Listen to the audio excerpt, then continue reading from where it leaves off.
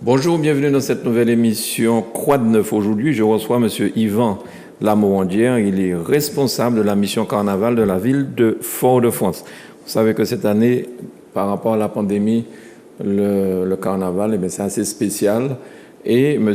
Lamorandière va nous donner donc des renseignements sur comment ça va se passer, la ville Foyal, capitale de la Martinique. Bonjour M. Lamorandière. Bonjour à tous. Merci beaucoup d'avoir accepté notre invitation. Alors, ce carnaval, le carnaval de cette année, M. Lamorandière, comment va-t-il se passer? J'ai cru comprendre que c'est au stade Pierre-Aliquet qu'il y aura la plus grande manifestation sur Fort-de-France. En fait, cette action a découlé d'une grande réflexion.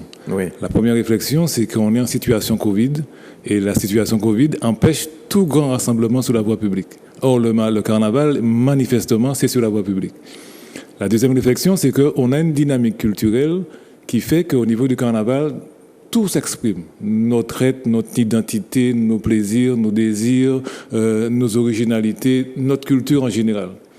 Alors, fallait-il faire une croix sur une expression de rue ou bien fallait faire une croix sur une expression culturelle? Et le choix qui a été fait, c'est quand même donner vie à une expression culturelle tout en tenant compte des conditions sanitaires dans Covid. Donc, la proposition qui est faite, c'est de faire quelque chose sur le stade.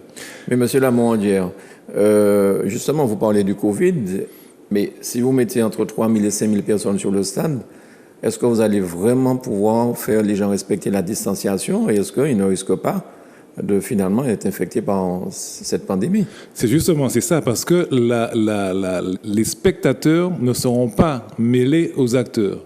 D'accord. Donc, tous les spectateurs seront en tribune. D'accord. Et ils n'auront pas la possibilité de venir spontanément sur le terrain.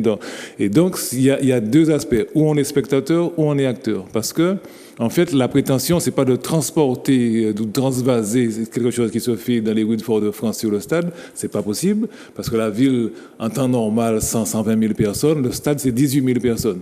Donc, 120 000 personnes d'habitude à Fort-de-France pour le carnaval. Pour le carnaval. D'accord. Et le stade, c'est 18 000 personnes. Donc, ça veut dire que le delta qui reste, en plus, au niveau des acteurs, il faut compter 1 millier d'acteurs pendant le carnaval, donc les gros papiers, les chars, donc ça, c'est pas possible non plus. Mm-hmm. Et par rapport aux conditions Covid, il faut une jauge. La jauge nous ramène à 5 000. Donc l'idée n'est pas pensable d'imaginer qu'on va faire le carnaval de Martinique de Fort-de-France dorénavant au stade. Non, c'est une alternative par rapport à la situation. Donc ça, ce sera plus sous forme de spectacle. Et puis les gens qui voudront participer quand même, parce qu'il y a un petit côté vidé dans la manifestation, devront s'inscrire au préalable. C'est vrai que ce que vous dites là, ça interpelle parce qu'on a un petit peu l'impression que c'est comme ça que ça se passe en Guadeloupe. Il y a un défilé de chars de manifestants et les gens sont en dehors dans des tribunes. On met même aussi des fois de la moquette. Enfin, c'est un spectacle.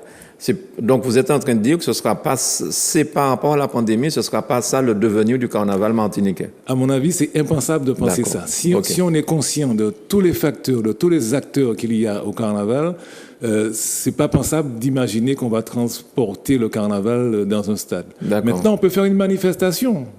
C'est ça. Mais là, les géographes, enfin, de mon point de vue, et c'est aussi le point de vue de la ville de Fort-de-France, et c'est pas les prémices de quelque chose. C'est ça. Ça peut être les prémices d'autre chose, mais pas de transporter le carnaval sur un stade. Non, c'est pas possible. Alors, Fort-de-France, c'est la capitale de la Martinique.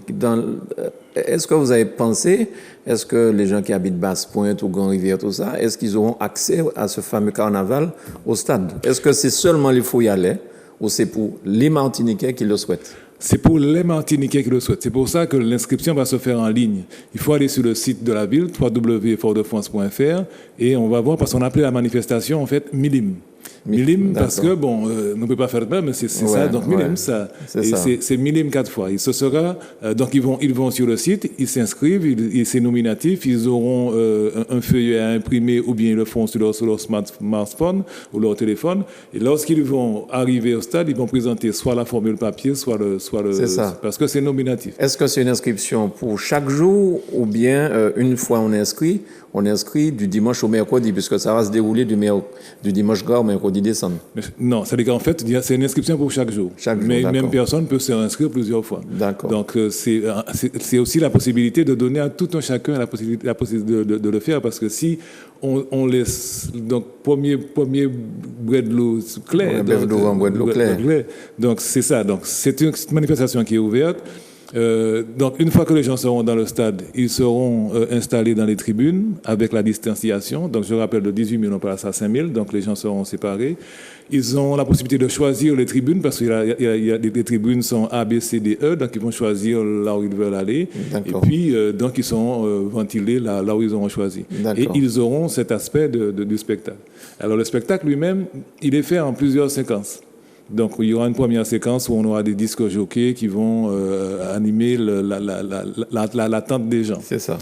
Une deuxième séquence où on va avoir les groupes qui sont en monstration. C'est-à-dire qu'à la limite, généralement, on voit les groupes dans la rue, mais là, par exemple, on peut avoir Plastique qui aussi fait des disques. On aura Plastique sous la formule orchestre. D'accord. Et puis, on a aussi, évidemment, les groupes en version vidéo.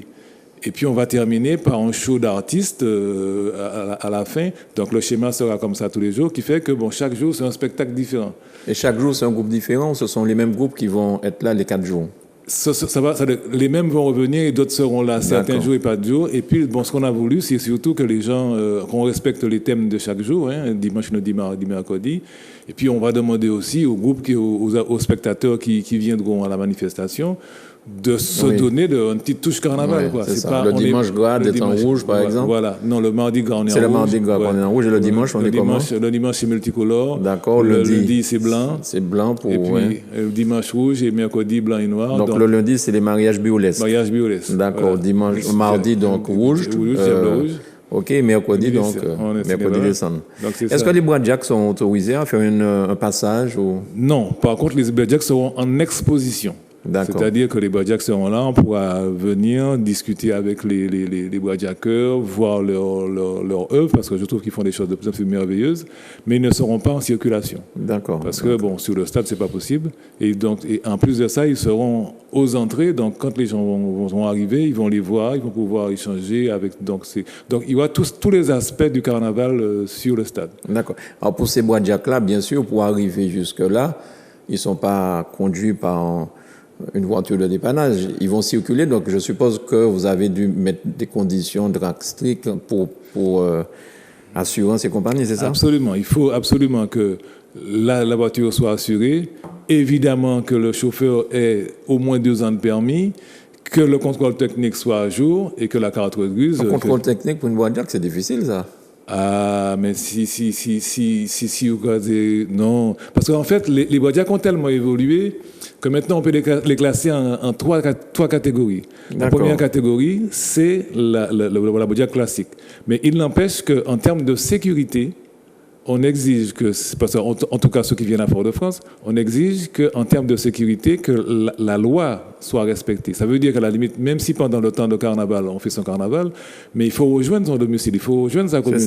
Et quand on quitte le carnaval, on redevient quelqu'un qui a un véhicule normal. Donc il faut que les conditions soient réunies. Donc il y a les Bradjaks traditionnels avec la modification.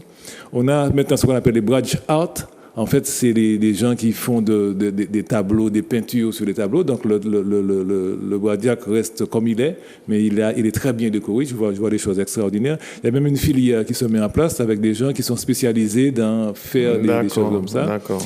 Et puis, on a la catégorie Bradj Art. Okay. Donc, c'est ça. Et puis, la catégorie Bradj Char. Parce qu'on a des gens qui maintenant transforment le Bradjak tellement que c'est presque un mini-char. Donc, tout le monde maintenant peut se trouver son plaisir dans les Bradjaks. Et en même temps, c'est une manière de garder une tradition parce qu'on sait que le bruit est nocif pour la santé. Oui. Donc, si on garde le Bradjak uniquement parce que ça fait du bruit, ça veut dire qu'à un moment donné, il faut l'éliminer.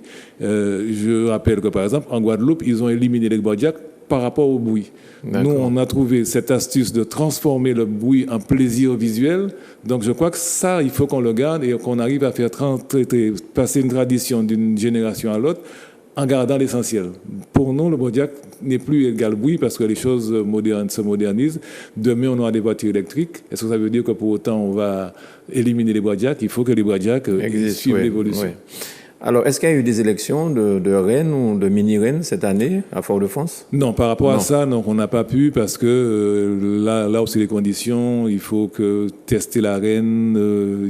C'était trop contraignant, donc il n'y a pas eu d'élection de reine. D'accord, donc il n'y aura pas de passage de reine ou de mini-reine pas de Fort-de-France, mais du reste de la Martinique. Donc, on n'a pas eu de demande dans ce sens. On n'a pas eu de demande et en plus, comme chacun se préserve par rapport au Covid, donc les candidatures spontanées comme ça, les gens réfléchissent à 4 fois. D'accord.